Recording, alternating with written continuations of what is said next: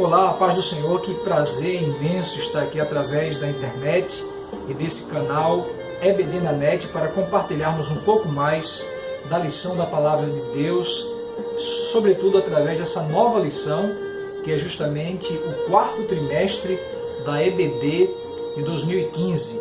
E justamente estamos falando sobre o começo de todas as coisas, baseado no livro de Gênesis.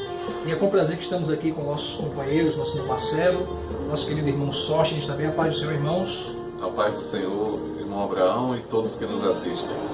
A paz do Senhor, e é um prazer estar com os dois homens fortes da Superintendência de Avelino. Que é isso aí é a simpatia dele, né? Mas com todo esse clima de alegria, de prazer, de amizade, temos algo em comum. Nós gostamos de ler a Palavra de Deus, de estudar a Palavra de Deus. Eu acredito que você que é aluno de escola dominical, ou até mesmo professor de escola dominical, quem dirá até líder, um dirigente de escola bíblica dominical, está a nos assistir. Esse vídeo está logo no comecinho da semana para você poder estudar e meditar durante toda essa semana para estudar essa primeira lição. A primeira lição, ela vai falar sobre Gênesis, o livro da criação divina. Eu acredito que vocês perceberam que é um livro maravilhoso, o livro de Gênesis, e essa lição ela vai tratar justamente sobre a introdução justamente do livro de Gênesis. Eu queria que Marcelo pudesse assim simplificar em rápidas palavras o que seria esse termo Gênesis, né? Pois não, Abraão. Graças a Deus, né, o Senhor nos deu a possibilidade de disponibilizar esse material justamente para que os irmãos que amam, assim como nós, a Palavra de Deus e estão todos os domingos na escola bíblica, eles possam assim, ter um suporte. Nós sabemos que muitos não têm condições de adquirir os livros que desejariam, mas nós estamos aqui para oferecer esse suporte. E à medida que a gente tiver esse retorno, né, nós gostaríamos que as pessoas pudessem fazer sugestões, comentários, e à medida do possível a gente vai disponibilizar inclusive alguns livros para que vocês possam consultá-los. Porque quando a gente trabalha um livro como o de Gênesis, a origem de todas as coisas, para que não haja especulação e para que a gente se dedique apenas ao que a Bíblia diz sobre o livro de Gênesis. Então nós temos aqui o próprio termo Gênesis, né, que é a primeira palavra da escritura, né, ou seja, Bereshit, no começo, para nós Gênesis, que é uma palavra tomada da tradução latina da Bíblia Sagrada. E Gênesis começa, como todos sabemos, Deus, o próprio Deus, através do seu filho Moisés, declarando, né, que é um livro inspirado. Nós precisamos crer que é um livro inspirado, tal qual os demais livros. E aí ele começa, no princípio criou Deus. Então a gente já vê um pouco dessa história sendo revelada pelo próprio Deus. Mas para nós, Gênesis é um livro que abre as portas da Bíblia Sagrada. E assim como nós cremos no Novo Testamento, é necessário também que venhamos a crer no Antigo Testamento, e a porta que dá acesso a essa fé é o livro de Gênesis. Por isso que todos nós precisamos estudá-lo, compreendê-lo e crer nas palavras de Deus que estão aqui escritas. Só, gente, com base nisso que Marcelo falou, como é que você entende realmente essa questão do livro de Gênesis? Qual a importância dele, a relevância? Bem, o próprio comentarista da Bíblia do Estudo Pentecostal diz que o livro de Gênesis é um livro de introdução a toda a Bíblia. Entendo. Não só ao Antigo Testamento, mas a toda a Bíblia. A partir da compreensão do livro de Gênesis, nós compreendemos também o motivo, a razão das coisas. Entendo. Por exemplo, por que Jesus veio ao mundo? Nós encontramos a explicação inicial no livro de Gênesis. Por que é que há o mal no mundo? Uma pergunta, inclusive, que incomoda até aqueles que não são cristãos. Por que existe o mal? Nós encontramos a resposta no livro de Gênesis. Sem falar que é um livro encantador. As crianças, inclusive, têm muito conhecimento dele, né? Aquelas crianças que são educadas em lar cristão, que têm os pais que têm o devido cuidado de orientar, que frequentam a escola bíblica dominical, elas recebem as devidas instruções. E devido a isso, eu acho que todos nós que fomos crianças na igreja, nós temos um amor, um carinho especial ao livro de Gênesis. Porque tem aquelas histórias mais bonitas, as mais atraentes. Geralmente nós nos identificamos com algum personagem relatado em Gênesis. Mais fáceis de serem ilustradas até, né? São mais fáceis. E foi bom vocês falarem isso. Algumas pessoas dizem, livro de Gênesis é para criança, essa história de Noé, essa questão da história de José, é uma coisa para criança, quando na realidade são verdades importantes, teológicas, para que a gente entenda, como você bem colocou, o plano salvífico, o projeto de Deus no futuro. Então realmente é algo que vai chamar a atenção. Agora, a autoria do livro de Gênesis remete, a gente consegue entender a data pela autoria, né? Alguns remetem a autoria a Moisés, não é isso? Perfeitamente. É o século XV, né? A gente fala século XV antes de Cristo, são 1500 anos antes da vinda de Cristo, aproximadamente. É a datação dada pelos especialistas, né? Os ortodoxos, né? Os mais ortodoxos especialistas, né? Sim, quem crê, né? De fato, na seriedade do livro, da Bíblia Sagrada, data assim. Por mais difícil que seja encontrar uma data exata, não só para Gênesis, né? Para qualquer outra escritura bíblica. Mas para nós, o relato que está aqui registrado, principalmente o que diz respeito aos eventos pré-diluvianos, né? Que aí só é possível crer através dessa revelação dada diretamente de Deus, através do Espírito Santo ao escritor, né?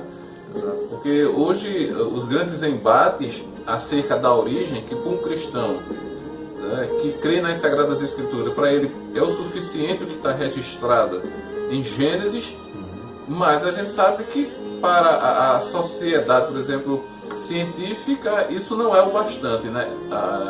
A origem do ser humano não pode estar fundamentada num livro religioso, ainda que esse livro tenha mais fundamento, mais razão de ser do que propriamente as teses e teorias levantadas pelos cientistas. O local, entende-se que Moisés teria escrito ali naquela caminhada pelo deserto. O comentarista, né, ele coloca que o momento do livro ter sido escrito foi durante a peregrinação no deserto.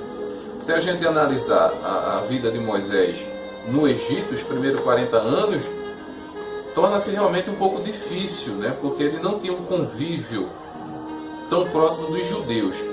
Depois, também a experiência espiritual, né? Principalmente, né? Então depois ele é meio que expulso, muito em função daquele incidente, né, na vida dele, quando vai defender um dos seus patrícios, né?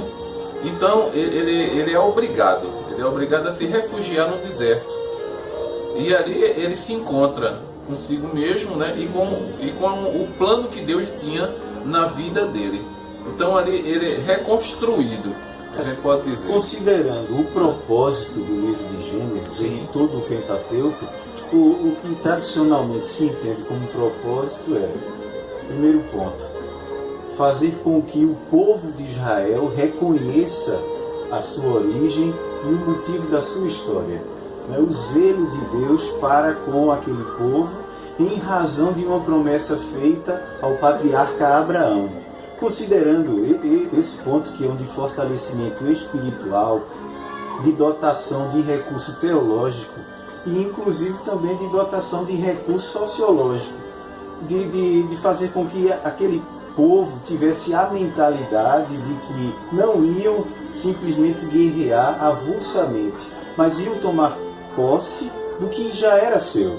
Então, com base nisso, o livro foi escrito durante a peregrinação. Perfeitamente. Porque as datas e os momentos da vida de Moisés que a gente estava colocando, eles não pareciam propícios para essa tão grande empreitada, né, que era escrever esses livros. Faz parte até da educação religiosa, digamos, durante a peregrinação para o povo de Israel.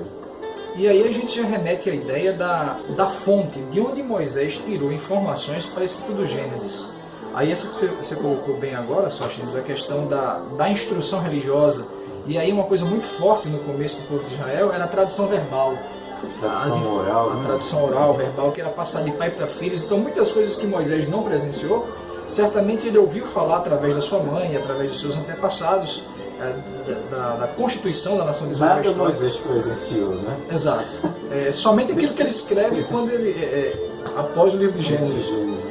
Mas na realidade existem pelo menos 3 fontes que aí alguns teólogos, alguns comentaristas colocam.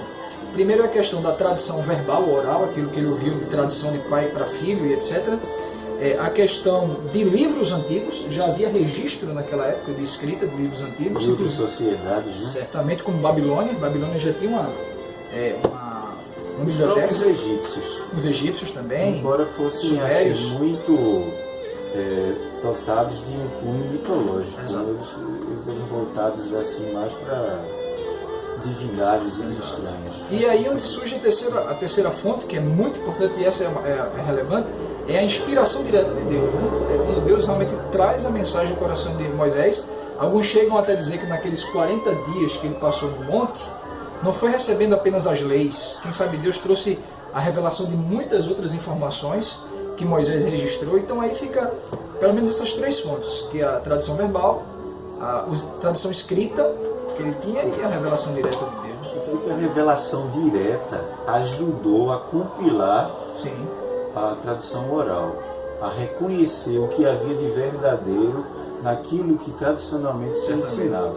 Porque se nós tivermos de acreditar que Deus revelou tudo, assim, nós teremos também que reconhecer ou dar pontos àqueles que são contrários à veracidade do texto bíblico, que são contrários à escolha de Israel como o povo santo, como o povo de Deus. E, por sinal, está muito em voga isso, porque a sociedade hoje em dia, talvez no Brasil não, porque o Brasil é mais pacífico quanto a isso, mas nos Estados Unidos e na Europa, a sociedade ela tem se revelado antissemita. Então, se não há uma veracidade, se não há uma correspondência com outras culturas ou com algo que possa ser comparado, nós estamos simplesmente admitindo fragilidades. Exato, claro. E alimentando o receio e a inimizade de outras culturas. Certamente. Inclusive, vamos até evitar, de certa forma, falar sobre esses temas principais, assim, né? Porque vamos discorrer a partir da próxima semana, se Deus quiser, sobre os temas principais. Mas, por exemplo, um tema que já havia escritos babilônicos é a questão das 10 pragas do Egito, a questão do dilúvio. Então, a origem, né?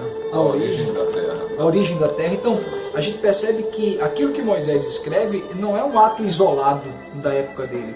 Havia outros entendimentos também relacionados ao mesmo entendimento que ele tinha. Mas Sóstenes começou a tratar uma coisa, eu queria pedir a ajuda de Marcelo também a respeito dessa questão dos objetivos do Gênesis, o propósito de Gênesis. Aqui vai dizer de fortalecer a fé da geração do Êxodo, responder às grandes perguntas da vida. Né? Como ficaria isso aí? O livro de Gênesis vai nos ajudar justamente, para quem não crer, seria a oportunidade de diminuir a angústia, né? Uma certa angústia que permeia o coração da humanidade, sempre permeou, e agora muito mais no século XXI, de saber suas origens, tanto suas origens como também seu fim.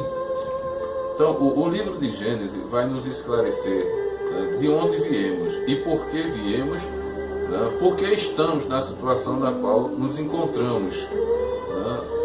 De repente, um mundo de violência, de maldades, mas a Bíblia que mostra o resultado e mostra os porquês de todas essas circunstâncias e adversidades, mostra como tudo começou, como Deus concebeu a terra, o estado que Ele concebeu, e após ter concebido e lamentavelmente ter acontecido a queda do homem, né, Ele também imediatamente já mostra o fim, ou seja, através da semente da mulher.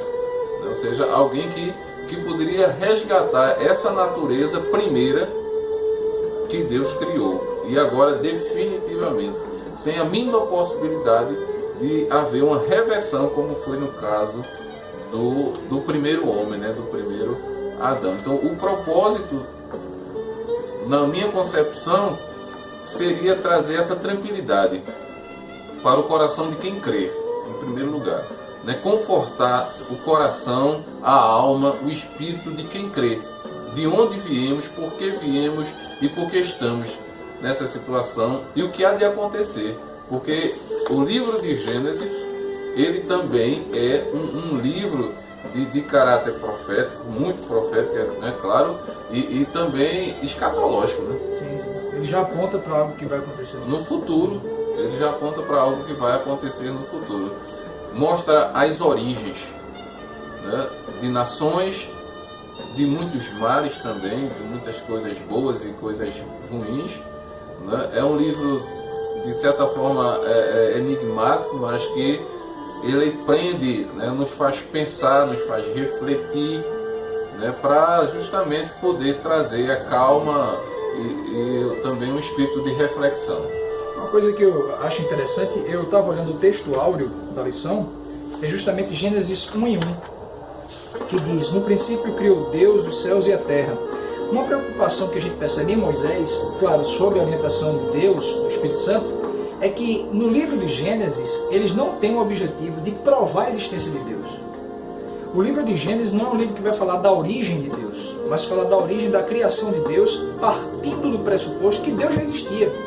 Então o livro de Gênesis, apesar de falar de geografia, apesar de falar da botânica, da história, de tantas outras questões que estão nas ciências humanas, né? Mas não é um livro de história, não é um livro de botânica, não é um livro de fé. É um livro que mostra a história da salvação de um povo que Deus o criou e que deseja, obviamente, viver com ele eternamente. É uma coisa que eu achei muito importante e muito interessante, e eu acredito que na próxima lição, quando a gente falar da criação dos céus e da terra, a gente vai entrar mais nesse aspecto criacionista, evolucionista. Agora só a gente está com uma coisa aqui interessante, uma relíquia. Eu gostaria de apresentar, ou reapresentar, a revista de estudo da Escola Bíblica Dominical do quarto trimestre de 1995. Ou seja, há 20 anos, exatos 20 anos, sob comentário do pastor Elienay Cabral, estivemos estudando também Gênesis, o livro de Gênesis, o subtema, o princípio de todas as coisas. É provável que alguns professores guardem as revistas antigas. Né? Eu tenho essa não foi minha, foi de meu avô, eu adquiri, tomei para mim o que era dele, herdei, e na primeira lição vem o título A Doutrina da Criação. E eu particularmente recomendo aos professores a leitura, inclusive o uso. Lógico, de forma complementar, né? É uma visão que vem adicionar, vem ajudar aquela já abordada pelo pastor Claudionor de Andrade, até porque ele vai dividir os tópicos de uma maneira bem interessante, vai citando as várias teorias para a origem do universo, algumas teorias para a origem do homem, e vai dando o deslinde, o desfecho com base bíblica. Eu creio que auxilie grandemente o professor de escola dominical. Certamente, né? Eu acredito que nos próximos momentos aqui juntos estaremos também apresentando outros materiais que certamente tem um apoio muito interessante para cada professor de escola dominical. E é um material fácil, né? Fácil. É fácil, não requer uma pesquisa em biblioteca longe. Agora, eu gostaria até, com base nisso, fazer uma pergunta, né? Por que o comentarista da atual lição não seguiu, talvez, a mesma orientação dessa daí, ou seja, tratar sobre a doutrina da criação? Porque a doutrina da criação, para nós, é muito importante, né? Haja vista que já há algumas correntes ditas evangélicas estarem tendendo a crer na teoria, numa outra teoria que não a criacionista, de que Deus tudo criou. Né? E aí nós colocamos no canal um vídeo do pastor Augusto Nicodemos comentando sobre criação e evolução, que seria muito interessante que também fosse visto pelos professores, né? Porque a colocação que ele faz, a forma como ele aborda, é equilibrada, bíblica, muito interessante, muito boa, justamente porque essa questão do evolucionismo, ele tem tomado uma nova roupagem. Exato. Né? E tem se infiltrado em vários ambientes da nossa sociedade. E que se a gente não se apegar à doutrina criacionista de que Deus trouxe à luz tudo que não existe, ou seja, como a própria Bíblia diz, do que não existe, Ele fez existir. Sim. Então, para nós é importante, talvez o tempo disponível na Escola Bíblica Dominical não seja o suficiente. E quem abordar não vá se estender ou abusar, né, de questões que não tragam edificação. Mas é interessante, e certamente muitos o farão, fazer menção da questão da doutrina criacionista. Se me permite, irmão Marcelo, eu creio que a resposta o próprio comentarista dá na introdução. No terceiro parágrafo da introdução, ele recomenda ao leitor a destacar as partes que mais tocarem ao coração, aplicando a vida, para que se comprove a eficácia desse livro da Bíblia em seu cotidiano. Eu creio que a intenção do comentarista foi tornar a abordagem mais devocional, lógico que teológica, na sua complexidade teológica ainda embutida, né, em potencial, mas devocional. Não sei se para melhor compreensão ou por reconhecer a necessidade de o povo de Deus, que o povo de Deus tem de aplicar mais a Bíblia no seu dia a dia, né, de aprender e de aplicar à medida que aprende. Não sei, mas eu acho que ele levou uma vertente menos teológica seca, pura, e mais devocional, que também é teológica. A gente percebe que ele vai usar a segunda lição e a terceira lição para falar da criação. Ele não trabalha todo o trimestre sobre a criação, mas ele pega a lição 2, que é sobre a criação dos céus e da terra, e a lição 3 sobre a criação do homem. E depois ele vai pontuar alguns personagens que são importantes na história da Bíblia, no contexto de toda a Bíblia, porque o próprio Jesus e os apóstolos vão fazer menção dessas histórias também. Então eu acredito que era mostrar um panorama do livro de Gênesis, trazendo essas temáticas principais, né? E aí eu já queria que Marcelo, se possível, pelo menos alistasse aqui. A gente vai trabalhar essas temáticas justamente sobre o livro de Gênesis, mas eu queria que você pelo menos alistasse, está no tópico 3, e eu até peço já uma orientação para os professores que, quando alistarem esses temas, né, na sala de escola dominical, não se detenha muito tempo falando de cada um desses temas, porque serão temas que vão ser trabalhados nas próximas lições, né? Ok, é porque é muito um tema bom de ser tratado, né? Exato. É um tema que certamente muitos em seminários já debateram, e na escola bíblica dominical também. E quando a gente, por exemplo, os 2 primeiros versículos da Bíblia Sagrada, né, onde diz que, como está aqui na lição, vale até ler, né, diz que no princípio Deus criou os céus e a terra.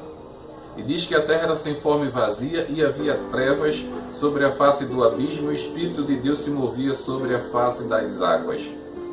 Só depois é que a Bíblia vai dizer: e disse Deus, haja luz.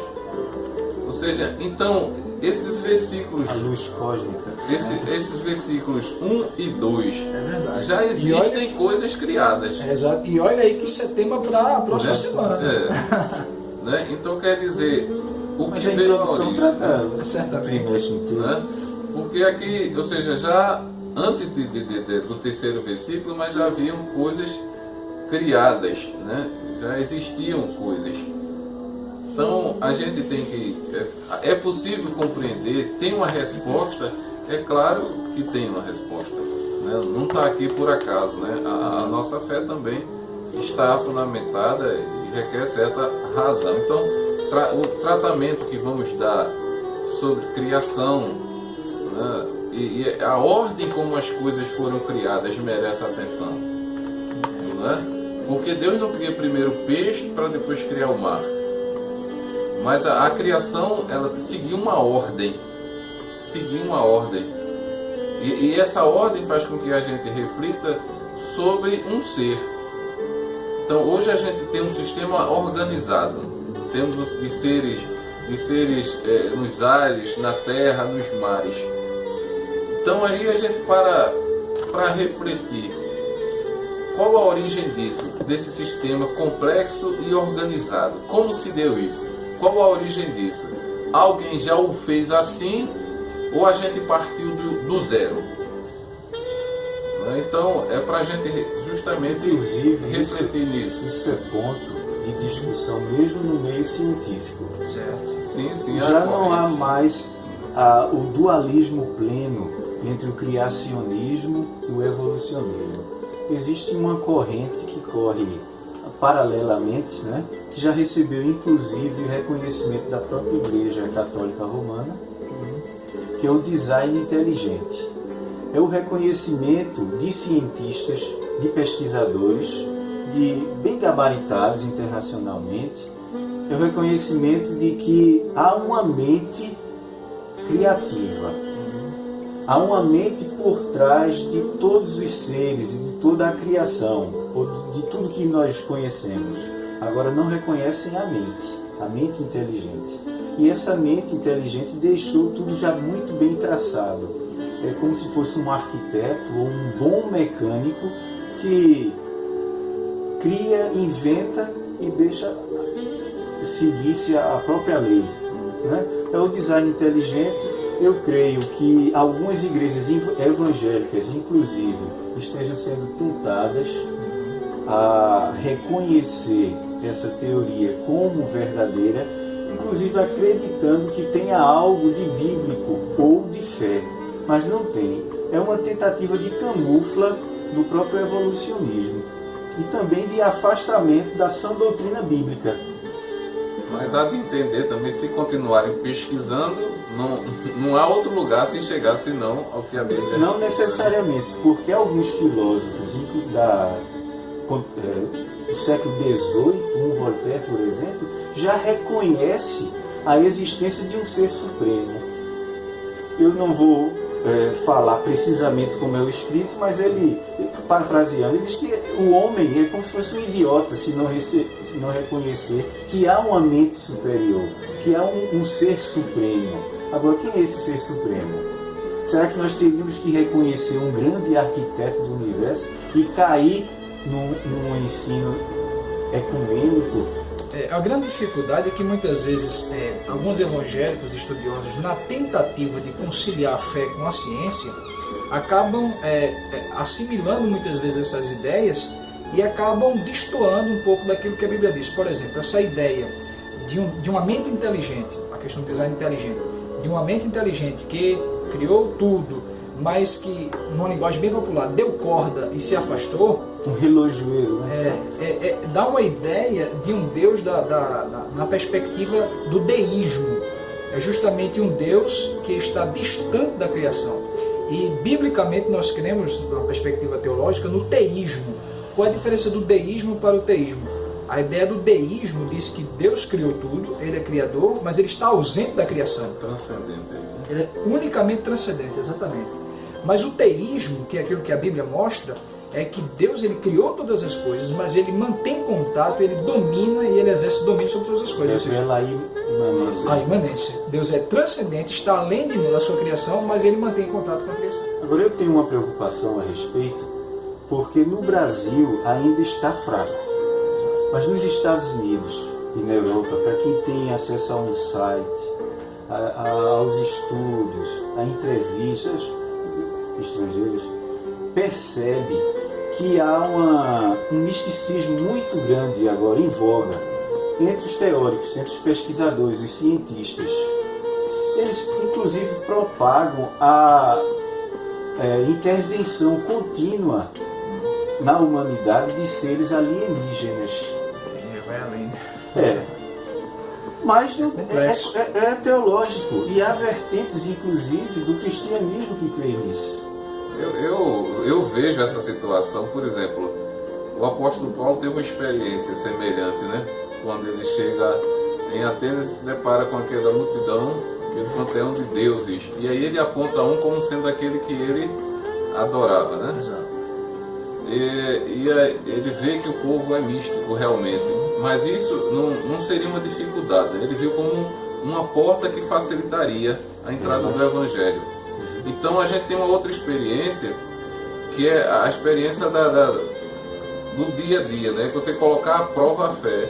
E aí eu vejo a experiência de Elias, né? Quando ele tem aquele grupo de adversários e cada um tentando provar qual é o Deus que de fato existe. Então, de alguma forma, o Deus da Bíblia, diante de todos esses conceitos e teorias, o Deus da Bíblia sempre vai prevalecer, né? Exato. Mas é importante frisar a literalidade da nossa crença. Por quê? Porque senão nós vamos cair no mote que é lançado lá fora do ecumenismo, de uma intersecção entre as religiões. E se há intersecção entre as religiões, e nós acreditarmos nisso e começarmos a reconhecer muito de seus ensinos como verdadeiros e tentarmos provar através dos escritos bíblicos, e quando não tivermos o devido respaldo, utilizarmos aquilo que é extra-bíblico e de outra cultura e de outra religião como verdadeiro, por serem de uma mesma época, nós acabamos caindo num erro grosseiro. E podemos até começar a pregar, sabe o que? Os Vedas, pregar hinduísmo. Então, a gente sabe que culturalmente, é uma coisa que até é importante frisar, que culturalmente toda e qualquer civilização acredita na existência de uma divindade. A gente não vê nenhuma civilização da história que não acreditou, que não deu crédito na existência de uma divindade. A grande questão, eu poderia dizer que isso seria o ponto de intersecção entre as diversas religiões, as diversas culturas. Agora, a grande questão, e é o ponto predominante, é que no cristianismo, a Bíblia ela não negocia os seus valores.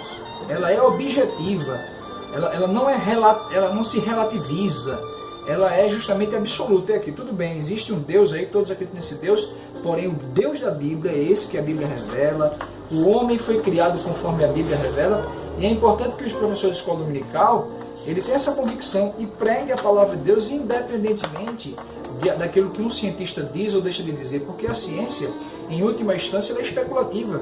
Nós vimos que há anos atrás não se cria, a ciência não evidenciava a história de Jericó, a historicidade de Jericó, da Babilônia, e com as escavações arqueológicas encontraram que de fato existia Jericó, Babilônia. Então, a ciência está sempre em busca de comprovar algo. A Bíblia já fala aquilo que é real, isso é importante.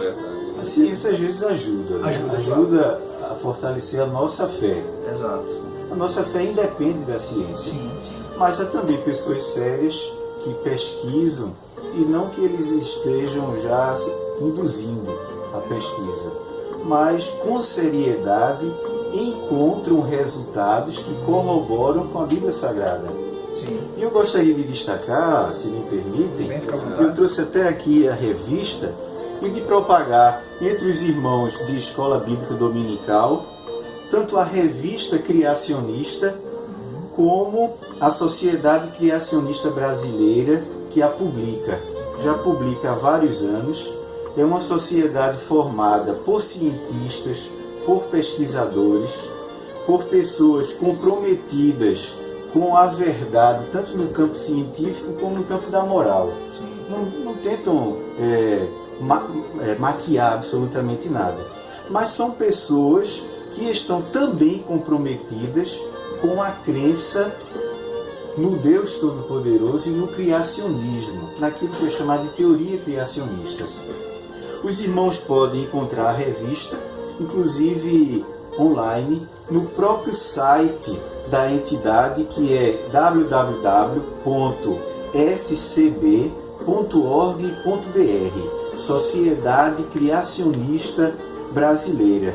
São físicos, matemáticos, são filósofos que creem na existência de Deus e que escrevem, publicam artigos mostrando a grandiosidade da obra divina e também tentando comprovar cientificamente a existência desse próprio Deus, mas através das suas obras e dos experimentos e relatos científicos. Fica aí essa deixa. Inclusive, vai ser muito importante para a próxima lição, que vai falar justamente sobre os conceitos do criacionismo. Para todas as outras, inclusive a do dilúvio. Certo. Tem um estudo fenomenal sobre o dilúvio, com as várias teorias a respeito, que até ultrapassam um pouco aquilo que nós estamos acostumados a ver em nossos livros. Agora, lógico, lógico, os irmãos sejam bastante criteriosos Claro. na leitura, né? Tenham o devido cuidado de ler, de confrontar a informação. Façam como o apóstolo Paulo, tomem acesso a várias informações, mas usem o filtro do bom senso e o filtro da palavra de Deus, a sã doutrina. Exato. Certo? Eu acredito que estamos já chegando nos finalmente desse primeiro momento que nós temos aqui do EBD na net. Estou de lado o tempo todo. E eu queria que o nosso querido Marcelo deixasse suas considerações finais. Antes, porém, eu queria só dizer os outros temas, né? Sim. A queda e a degradação da humanidade, Sim. o dilúvio, como já foi colocado, o recomeço da civilização, né? E a origem da nação de Israel, lá a partir do capítulo 12, com a chamada de Abraão, né? Então, é uma lição de caráter introdutório, né? E tem muitas histórias, mas certamente esses 11 primeiros capítulos, eles são muito sedutores, né? E podem talvez até nos chamar mais atenção para discutir pontualmente, mas não é o objetivo agora. Mas eu agradeço a Deus pela oportunidade, né, de estar trazendo essa palavra, e eu espero profundamente que possa contribuir para as escolas bíblicas dominicais, que os irmãos acessem, que os irmãos comentem, que façam também sugestões, e nós estamos à disposição para lhes oferecer a ajuda que necessitarem também dentro das nossas possibilidades. Deus abençoe a todos. Bem, eu acredito que isso que nós estamos dando início hoje, nós estamos fazendo, seja o início de uma grande obra. Certo. Uma nova opção para alunos e principalmente para dirigentes e professores de escola bíblica dominical. Claro. Nós estamos diversificando, né? Há o estudo bíblico de professores, há o site, há o Facebook da superintendência, e há agora também esse momento que é informal, mas não é despretensioso. Certamente. Né? Embora carregado de informalidade, nós temos a pretensão de levar algo de qualidade ao professor e também de firmar assim, aquilo que já é tradicionalmente conhecido, né, da Igreja Assembleia de Deus em Abreu e Lima, que é primar pela sã doutrina. Muito bem. Queremos agradecer a participação de cada um dos nossos ouvintes, dos nossos internautas. Queremos pedir também a sua colaboração. Você pode também acessar o nosso Facebook, que é da nossa Superintendência das Escolas Dominicais, é o EBD na TV. Temos também, para quem mora em Pernambuco, o programa EBD na TV, que passa todos os sábados às 22 horas. E queremos pedir a você que publique. O canal TV Nova Nordeste, TV né? Nova Nordeste. Que em Recife é o canal 22. Mas assim, nós estamos também com esse trabalho aqui em parceria. De maneira nenhuma nós queremos inibir que você participe do estudo bíblico de professores. Pelo contrário, isso aqui é até um estímulo para que você participe do estudo bíblico de professores e que possa também agregar valores. Queremos informar também que você divulgue, publique, divulgue no Facebook, marque seus amigos com esse vídeo. Muitas vezes você que está em Angola, que está em Moçambique, que está em Guiné-Bissau, tem língua portuguesa, que você possa publicar aí também. É uma oportunidade dessa mensagem.